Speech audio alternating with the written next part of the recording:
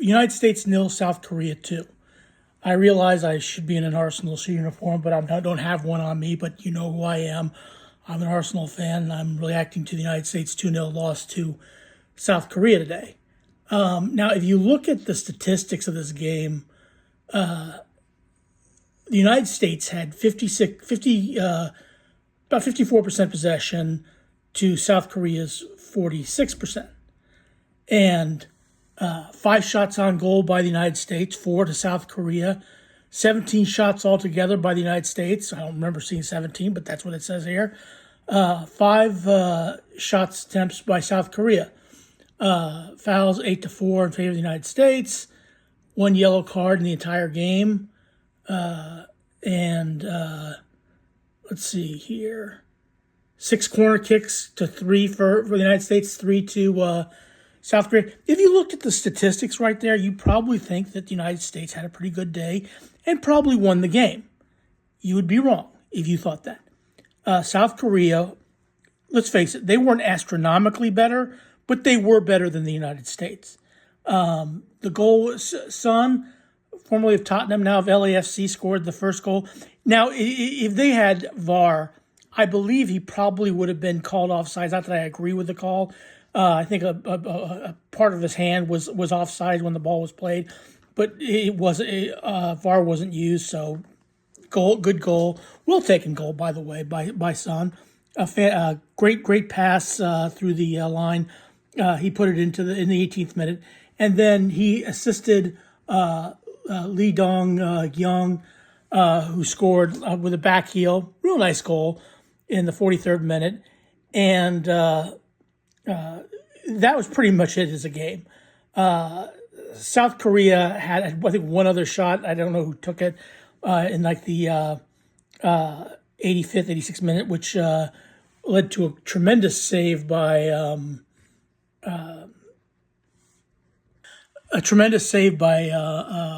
Matt Freese, and Jo Hyun-woo had some tremendous saves at the death, which kept the United States from scoring. Florence Balogun had a couple attempts, but realistically, I thought South Korea was the better team. They controlled the game. They dominated the game. Not really dominated, but they controlled the game. With the United States, when the United States was on attack, they almost like they were standing still. Yet when South Korea attacked, they were moving, shifting, and a lot more dangerous than the United States were. The United States got better during the 20-minute mark, like the 20 minutes left in the game, 70-minute mark when they brought in Balogun. Sargent really didn't do a whole lot for himself there. He was very, very poor. Pulisic was active, but really not really a threat. Timothy Weah was decent, not really a threat. I think Serginho Dest was very good on the right-hand side.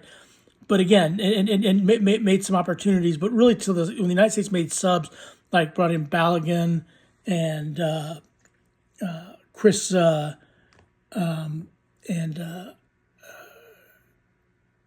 Chris Richards and Balogun, Roldan, McGlynn, Zendaya. That's when the United States really started getting better. But by that time, the game was already 2-0, and South Korea just had to defend well, and they did. And again, like I said, goalkeeper Jo Hyun-woo was fantastic in goal, especially in the last in extra time when he stopped Balogun twice on shots, and he also stopped Richards on a corner as well. But ultimately, for the United States, look, this is another poor performance by the U.S. team under Mauricio Pochettino. And Mauricio Pochettino, basically, they had a interview with him with a Spanish interviewer, where he basically said, "Hey, look, I can't score for these guys. I can't defend for these guys." Basically, throwing the United States team under the bus. Really, really came out looking poor. I guess he didn't realize that. Even if he just spoke in Spanish, that the people in the United States would figure out what he was saying and what he was doing. But look, for all, it has to hurt the U.S. And look, especially playing at home. Look, they've got a couple games coming up here. They play Japan and Columbus. I will not be at that game. on Tuesday, and then I think they play Paraguay and Australia next month, and then the following month after that they take on Uruguay, a couple South American teams, and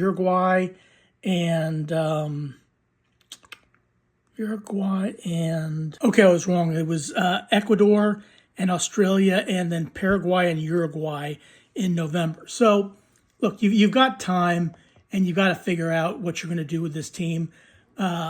You for all intents and purposes, I mean, you've brought in, took Tim Ream, Tristan Blackman it looks like he got his first cap today.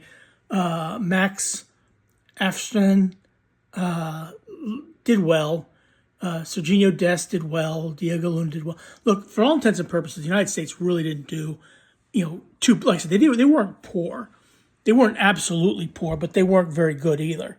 And like I said, South Korea wasn't great, but they were much better than the United States today, and they deserved their win 2-0 over the United States. Again, it's a friendly. It's not much to take too serious on. You have to, we still have less than a year for the World Cup before it kicks off, and you've got a bunch of friendlies, so you need to play. You need to get players bedded in. But the thing about Mauricio Pochettino is I don't think he has his team yet, and I think that's the problem with the U.S. national team right now.